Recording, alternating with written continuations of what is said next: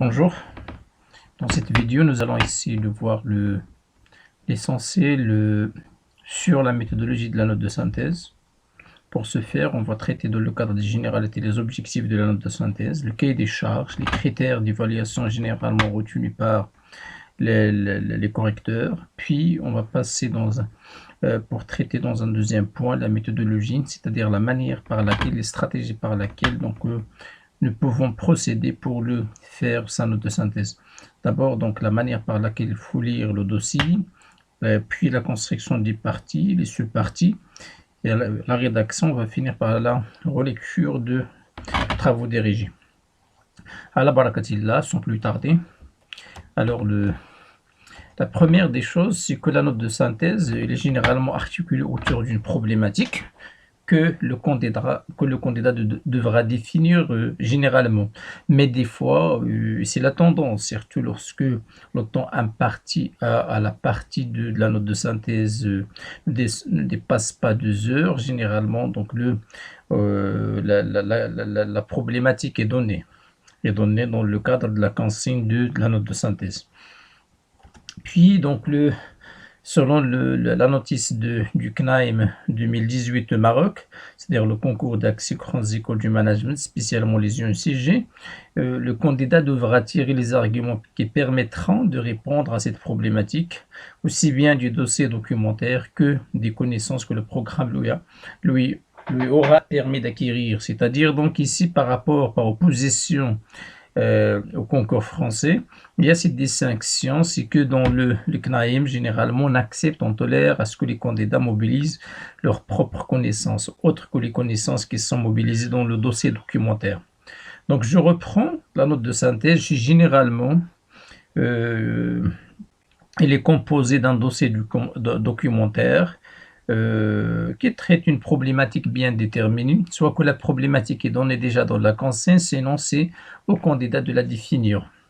Alors, donc, l'exemple épreuve, le essai, certitude du concours BCE, au niveau de la banque commune des épreuves au niveau de la France.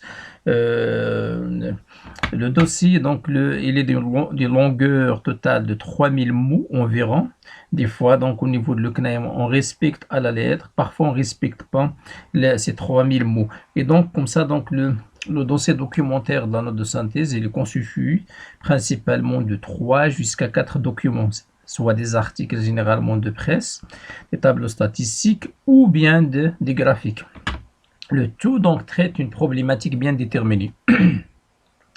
Maintenant, quels sont les objectifs de la note de synthèse? Deux objectifs essentiels.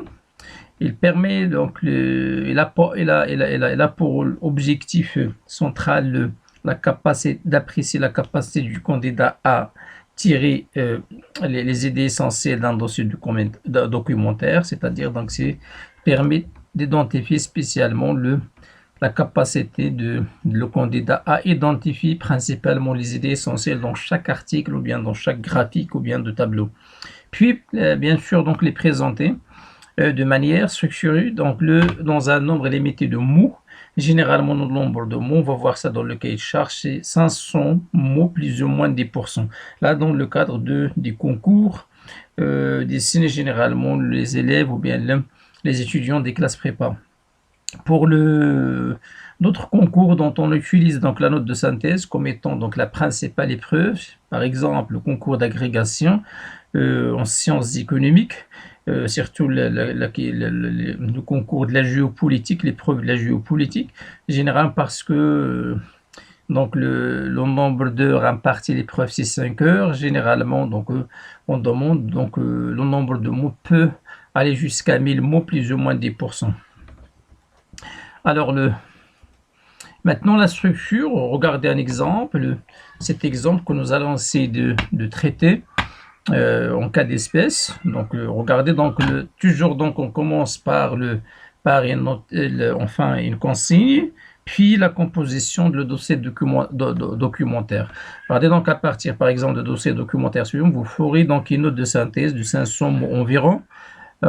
Plus ou moins 10%, dont vous montrerez, regardez, l'incapacité de la reprise actuelle en France à en réduire le chômage et à quel point donc il est nécessaire de promouvoir une croissance forte et inclusive.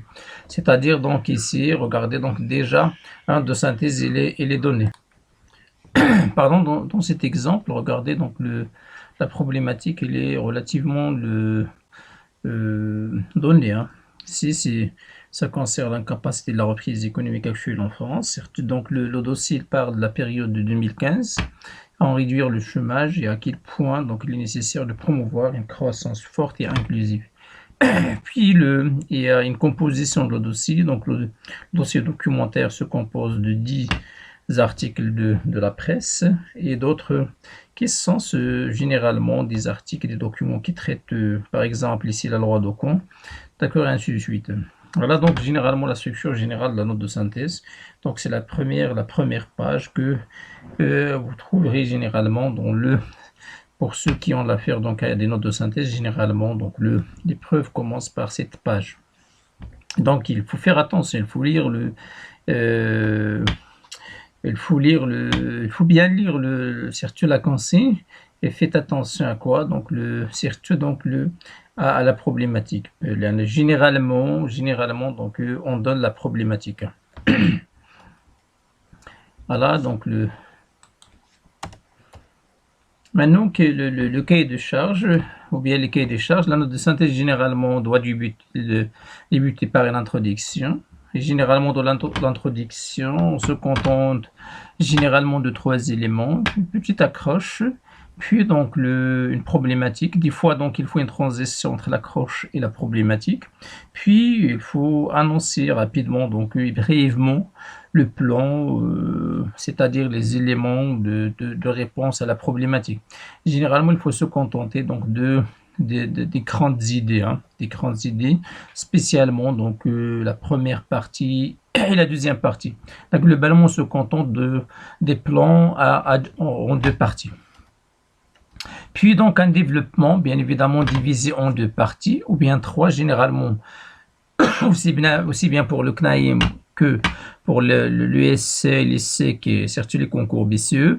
Généralement, on se contente d'un développement en 2 parties, globalement. Donc, c'est difficile de défendre en 1 heure ou la 1h30 un plan en 3 parties. C'est pour cette raison, on se contente généralement d'un plan de 2 parties. Également, le nombre de mots, 500 mots, c'est facile à consommer ces 500 mots. Donc, ajouter donc une 3e partie, ça demande également donc des mots pour défendre la partie. Donc, quand même ça rend généralement donc le respect des 500 mots très difficile. Puis donc il se termine par une conclusion, généralement une conclusion, petite réponse dans le cadre de la synthèse des éléments traités dans la première partie et la deuxième partie, mais spécialement il ne faut pas oublier donc de faire donc un dépassement, c'est-à-dire donc de proposer voilà donc une réouverture donc sur un autre thème, une autre thématique qui a un rapport comme étant une extension donc de la problématique traitée dans la note de synthèse. Voilà donc la longueur, déjà donc généralement c'est 500 mots, plus ou moins 10%, c'est bien pour le CNAIM et pour les concours BCE, soit OSC ou bien ESSEC. Pour le concours d'agrégation, la géopolitique, c'est le nombre de mots, c'est 1000 mots, plus ou moins 10%. Parce que le temps imparti donc n'est pas le même.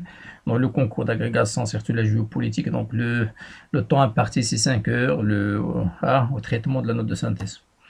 Alors donc remarque, ce qu'il faut retenir, c'est que la note de synthèse ne signifie pas de faire la paraphrase, c'est-à-dire de prendre les idées telles qu'elles sont formulées donc dans le texte et de les reprendre, de les paraphraser. Donc il faut éviter le paraphrase. Peut-être on peut paraphraser parfois, c'est par une idée donc qu'on utilise sous forme d'un argument, sous forme d'une illustration pour garder son sens. Donc il faut surtout donc un argument, bien une citation d'un auteur cité dans le texte. Donc là on peut la paraphraser sans problème, mais il faut mettre des guillemets et faire la mention comme quoi il s'agit de quoi, d'une illustration. Alors, ce qui est demandé spécialement, c'est de comprendre bien sûr le document fourni et chercher à dégager la cohérence sans paraphraser, hein. Puis, bien évidemment, dégager, organiser les idées donc exposées dans le dossier de commentaires autour d'une problématique donnée, généralement, ou à trouver, à laquelle donc il faut apporter des réponses. Et c'est attention, la synthèse n'est pas la somme des résumés des différents textes. Des fois, il y a certains candidats ou bien candidates qui se contentent de quoi? De faire le résumé donc des documents un par un, puis faire présenter, donc faire la synthèse de ces idées, hein, en respectant l'ordre sur lesquels donc ils sont présentés dans le dossier, alors que c'est fou. Généralement, la logique par laquelle on propose la documentation ne respecte pas généralement l'ordre des idées et l'ordre également donc des réponses à la problématique. Méfiez-vous. Peut-être, alors on peut commencer par l'article 1 par des idées qui en principe doivent être mobilisées dans la conclusion et non pas dans l'introduction, ou bien dans la deuxième partie ou bien la première partie, tout dépend. Donc méfiez-vous, donc l'organisation de le dossier documentaire les dossiers ne sont pas posés dans une logique qui respecte un plan bien déterminé, bien sûr, non. Des fois, aléatoirement, donc on présente les documents. Donc il faut faire attention, il faut faire un effort d'abord donc de dégagement des idées essentielles et essayer donc à partir de ça donc de structurer ces idées de les mettre les premières par exemple dans le premier axe, les suivants dans le deuxième axe et ainsi de suite, hein. Voilà, donc pour les critères de l'évaluation, généralement le critère le plus important c'est la clarté, c'est-à-dire donc la forme, par exemple l'écriture il faut qu'il soit lisible, la présentation, les phrases elles doivent être courtes, ne cherchez pas donc à développer des phrases qui sont longues.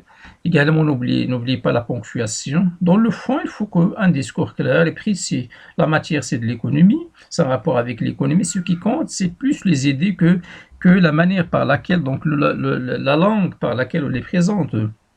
Donc des idées simples avec un discours très clair et très précis, donc suffit donc pour avoir une très bonne note. La concision également, c'est la logique déjà de la note de synthèse. Il ne faut pas dépasser les 500 mots, plus ou moins 10%, hein. Puis voilà, donc la pertinence et surtout l'objectivité. Donc il faut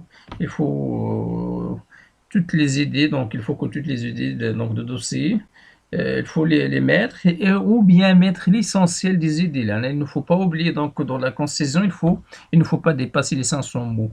Voilà, puis la rédaction, la langue, un langage simple, fluide, donc et ainsi de suite.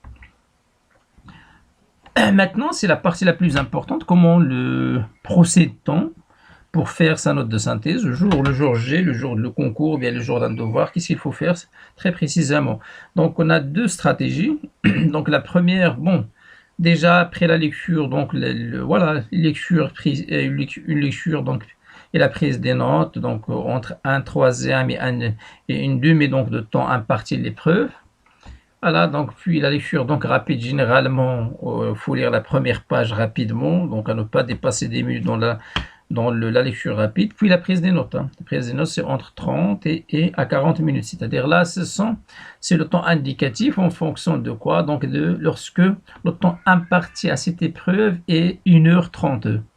Donc, si le temps est imparti à l'épreuve, la note de synthèse donc est inférieure, donc il faut réduire normalement ce temps imparti à l'épreuve en 30 minutes donc et 40. Voilà, donc généralement ce travail-là, donc il faut la première étape, c'est-à-dire la lecture et la prise des notes. Maintenant, la manière par laquelle donc on peut prendre donc les notes. Il y a deux stratégies, soit qu'on utilise donc un tableau document. Quand est-ce que? Regardez, lorsque la problématique n'est pas donnée. Si la problématique n'est pas donnée, vous n'avez pas le choix, donc vous devez faire quoi? Normalement, procéder de cette manière, ou bien suivant cette stratégie de tableau document. Comme ça, donc par exemple, au document 1, vous essayez donc de mettre les idées essentielles qui sont tirées du premier document. La même chose pour le deuxième document, le troisième, dans le cas échéant, le quatrième, le cinquième, tout dépend. Si par exemple, regardez, donc ici, si vous avez Puis donc à partir du premier document, le 2 ou bien jusqu'au troisième, vous avez pu dégager des idées qui vont vous permettre donc de défendre un axe, par exemple une thèse, et dans les autres donc deux idées également qui sont importantes, qui vont vous permettre de défendre donc une nuance. Déjà vous avez de la problématique, vous pouvez vous contenter des trois. Ce n'est pas la peine d'aller normalement développer les autres. Pourquoi? Parce que donc le temps généralement ne permet pas de tout lire. C'est difficile parfois de tout, surtout le CNAIM. Surtout dans le CNAIM, parfois c'est très difficile de lire tout le document. Tout le dossier documentaire, imaginez-vous donc un dossier documentaire de 10 articles. Les articles, c'est très difficile normalement de tout lire et donc il faut se contenter généralement donc au Maroc parce qu'on ne demande pas les sous-parties. Généralement donc dans le premier axe, il suffit d'avoir deux idées qui sont complémentaires avec des arguments, des illustrations soit théoriques, soit des illustrations sous forme d'exemple. Donc pour avoir donc la possibilité de construire deux paragraphes. Avec deux paragraphes, on peut défendre facilement donc un axe parce on n'exige pas des sous-parties. Bon, pour les concours français, donc parce qu'on exige des sous-parties, donc il faut multiplier normalement cet effort fois 2, pardon. C'est-à-dire donc au lieu de deux idées dans chaque axe, donc il faut 4 idées pour défendre donc un axe. C'est-à-dire dans chaque sous-partie, donc il faut deux idées complémentaires. Donc voilà donc ce qu'il faut faire. Sinon, si la problématique est donnée, c'est notre exemple ici, surtout c'est lorsque la problématique est donnée dans la consigne, donc il faut, on procède soit sur la stratégie du table-plan. C'est-à-dire donc il faut un tableau-plan, c'est-à-dire donc mettre par exemple dans la première partie les idées qui vont vous permettre donc de défendre, de répondre donc ou bien de défendre la première partie, puis les mêmes des idées qui vont vous permettre donc de défendre la deuxième partie. Donc au niveau de la troisième partie, au niveau de le CNAIM et LBCE, généralement donc on se contente de la première partie, la deuxième partie, maintenant un plan en deux parties. Pour d'autres d'autres concours, par exemple l'agrégation ou bien d'autres concours, donc le temps imparti dépasse les 3 heures, donc on peut prévoir donc une troisième partie. Puis également les éléments qu'il faut mettre dans l'introduction, surtout l'accroche et une transition entre l'accroche et la problématique, la conclusion spécialement le dépassement et les transitions, surtout la transition, je viens de le dire, donc entre l'accroche et la problématique, ou bien la transition au niveau de l'ECNAIM, donc entre la première partie et la deuxième. D'accord, donc voilà. Maintenant, donc on va passer à un exemple. L'exemple, donc déjà, je vais vous mettre donc un lien pour télécharger la note de synthèse, cette note de synthèse qui est l'objet normalement notre cas espèce ou bien notre cas étude de cas dans cette vidéo. Et une réponse, pardon, un corrigé indicatif également, je vais les mettre je vais vous mettre normalement leur lien donc dans le commentaire ou bien dans la description de cette vidéo. Regardez par exemple dans notre dossier, notre cas, de notre étude de cas, par exemple le premier dossier donc intitulé emploi que peut faire la croissance. Donc j'ai pu facilement, rapidement donc dégager cette première idée, par exemple la faible reprise économique. J'ai supposé, regardez, j'ai supposé ici que la problématique n'est pas donnée. Et donc, j'ai procédé par la première approche, ou bien la première stratégie, tableau, document. Hein. Dans chaque document, donc j'ai essayé donc de dégager ces principales idées. Par exemple, ici, dans le premier document, donc l'idée essentielle, c'est la faible reprise économique au niveau de la France, est incapable d'inverser la courbe de chômage, c'est-à-dire donc de réduire le chômage. Il permet juste donc de le stabiliser avant de revenir donc à la hausse à nouveau. Hein. Comme exemple d'illustration, donc c'est la citation de Marc Blandil, ou bien la précision de Marc Blandil. Donc il faut plus de croissance en choisissant donc une autre politique. Donc c'est un rapport avec la problématique, donc c'est-à-dire donc il faut une croissance forte, mais également il faut des politiques qui sont dynamiques. Puis donc voilà, regardez également ici, donc j'ai mis des politiques économiques plus dynamiques au niveau européen, donc doivent être amenées, doivent être mises en œuvre. Comme ça, donc ici, la problématique on peut prévoir déjà donc la problématique ici, c'est-à-dire donc parfois on peut voilà donc proposer comme problématique l'inefficacité des politiques d'emploi au niveau de la France et qu'est-ce qu'il faut faire. Quelle est la révision qu'il faut faire donc de ces politiques. Alors, selon, voilà, là, c'est un autre argument, selon Blanchard, MIT, donc le FITUSI, par exemple, l'Office français, donc de OFCE, de la conjoncture économique. Voilà, il faudra 3,6, donc 3,8, c'est-à-dire voilà, la nécessité de quoi? D'une croissance très élevée pour revenir donc à 7,5% de chômage, c'est-à-dire pour réduire le chômage en 5 ans. Un autre exemple du Gilbert donc cite, c'est une autre illustration. L'idée essentielle, c'est la reprise, donc ne permet pas jamais donc ne peut pas permettre de inverser ou bien de baisser le chômage. Cependant, donc il faut des taux de croissance très élevés. Et voici donc trois arguments qui permettent quoi de défendre cette idée de la nécessité d'une croissance forte pour réduire le chômage. Dans le deuxième document, on regarde la croissance, solution à court terme, et parfois donc à long terme, c'est de l'impasse. Alors, la recherche de l'emploi ne doit pas nous faire oublier donc la nécessité de lutter contre les inégalités et la protection de l'environnement. Là, on peut prendre ça comme étant un dépassement. C'est-à-dire quoi? Donc, il ne faut pas se contenter uniquement de la croissance pour réduire le chômage, mais également, il faut penser à préserver donc les ressources naturelles. Là, on peut voilà, utiliser cette idée dans le cadre d'un dépassement au niveau de la conclusion. Voilà, c'est exactement, j'ai mis ici l'enjeu, c'est la croissance riche en emploi, mais moins destructeur donc des ressources. Puis donc dans le troisième document, donc il y a une unanimité de considérer le chômage comme une calamité. On peut utiliser cette idée dans l'introduction pour mettre l'accent sur le caractère dangereux le chômage, surtout le chômage qui arrive, donc qui dépasse donc des records au niveau de la France en 2015. Hein. Il y en a le dossier documentaire, donc je signale que le dossier documentaire donc se compose des articles qui traitent la problématique du chômage jusqu'au 2015. Hein. Également, donc j'ai pu tirer donc cette idée, donc le président François Mitterrand, dans l'article, dans le document 3. Donc voilà, selon Mitterrand, donc dans la lutte contre le chômage, on a pu essayer, donc on peut mobiliser cette idée de quoi, cet argument, cette illustration pour défendre l'idée comme quoi dans la lutte contre le chômage au niveau de la France, donc toutes les politiques d'emploi entamées ou bien mises en œuvre, donc étaient inefficaces. Alors donc, et ainsi de suite. On peut procéder de cette manière, d'accord?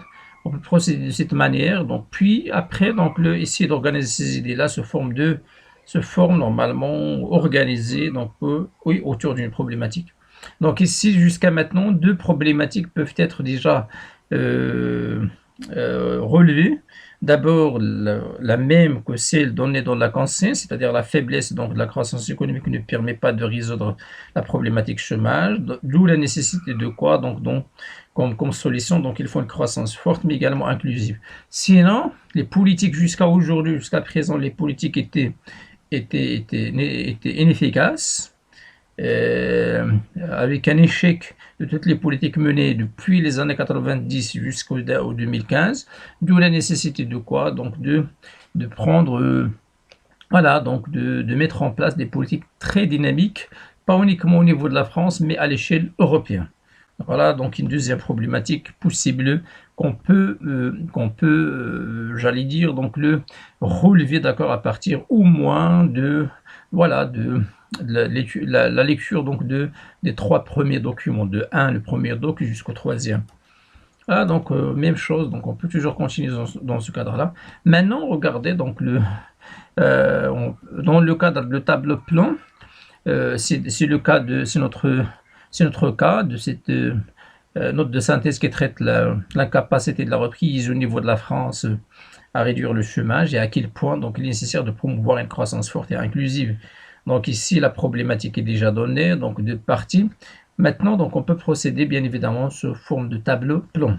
Exemple, Comme première partie, on peut mettre l'incapacité de la reprise actuelle à réduire le chômage en France. Dans la deuxième partie, donc la nécessité d'une croissance forte et inclusive pour ce faire.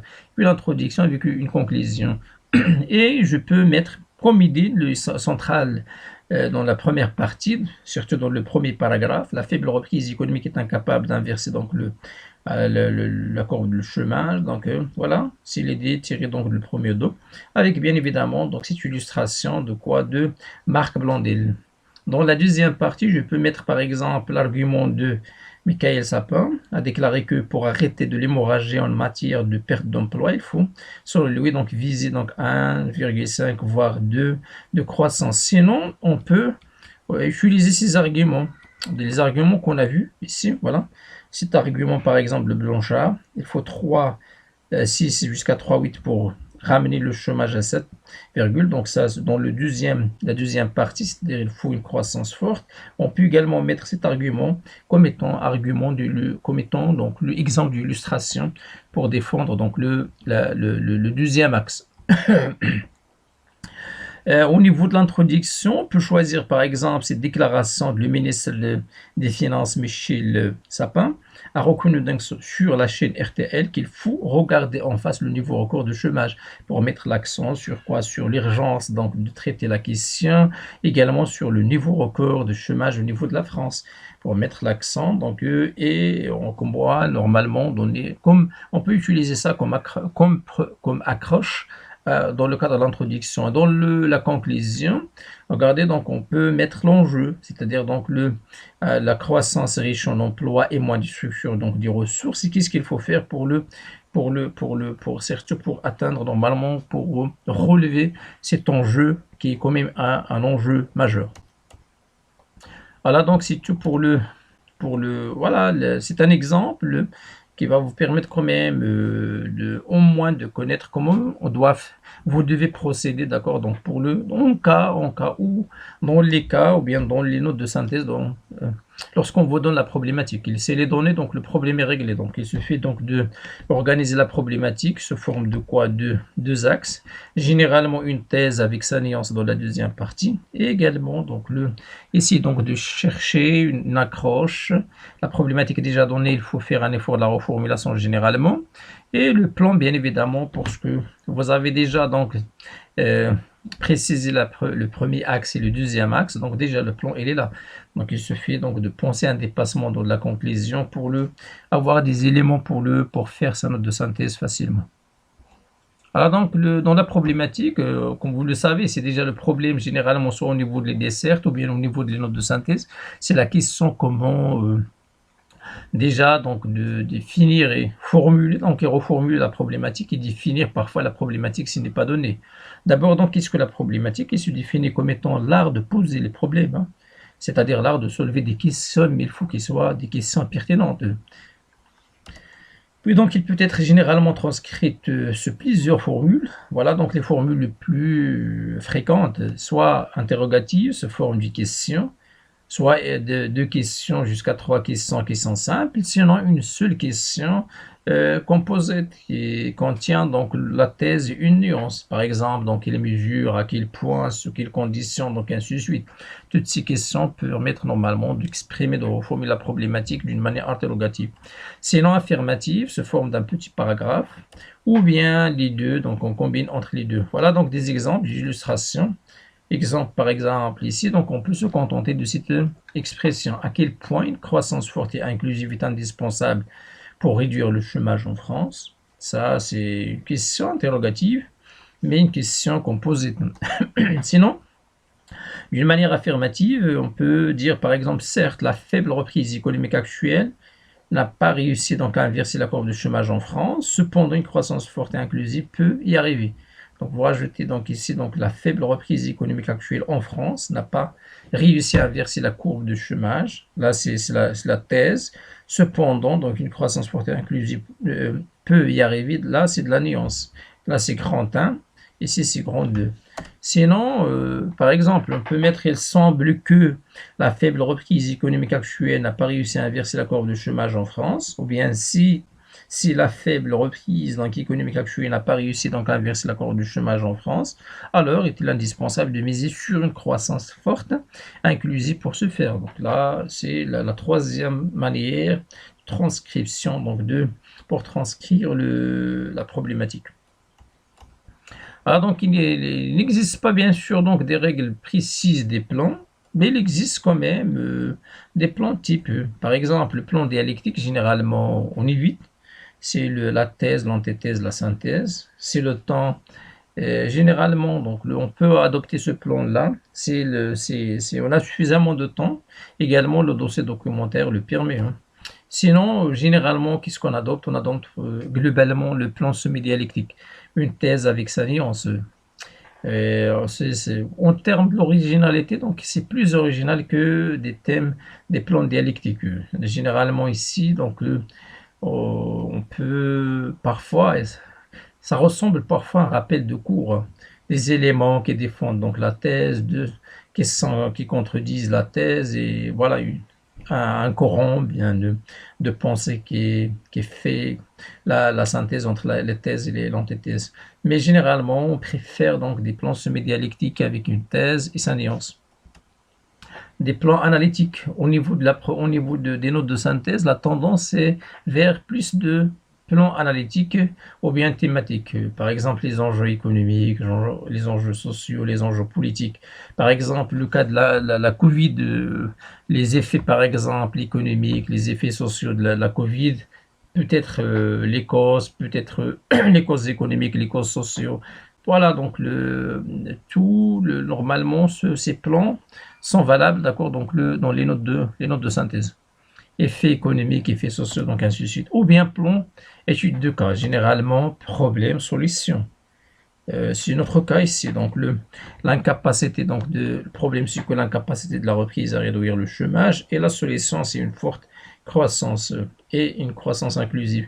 Les causes, par exemple, les causes de la Covid, les causes de la crise actuelle, par exemple, les conséquences sur l'économie, sur le social, sur le politique, peut-être les solutions, ou bien les causes en apparence, quelles sont les causes, et en réalité, quelles sont les causes. Les principes, les exceptions, par exemple, les causes principales, causes secondaires, avant par exemple, le Covid, l'économie marocaine, donc, ou bien française avant Covid, après Covid les avantages, les inconvénients, tout normalement ces plans sont valables parfois donc dans les notes de synthèse. Voilà, donc on finit par la troisième étape, c'est la rédaction. D'accord, donc là il faut comprendre généralement donc la recherche des liaisons entre chaque partie. Et dans le cas des concours français, donc chaque sous-partie. Également, c'est la même chose dans les concours d'agrégation. La rédaction des transitions, donc voilà, tout. Puis on finit par quoi? Par voilà, les rédiger. Donc il faut toujours garder normalement ici de laisser 5 minutes, d'accord, 4, 3 pour pour faire la relecture. C'est important. Ces minutes sont fondamentales pour éliminer les fautes de français, vérifier l'orthographe, la ponctuation également, s'assurer que les différentes parties du texte sont harmonieusement liées les unes des autres. Donc c'est intéressant. Voilà, donc ainsi cette vidéo prend fin. Merci pour votre attention. Dans la vidéo prochaine, Inch'Allah, je vais traiter voilà, la finalité de la croissance économique, spécialement le développement économique et le développement durable. Merci pour votre attention.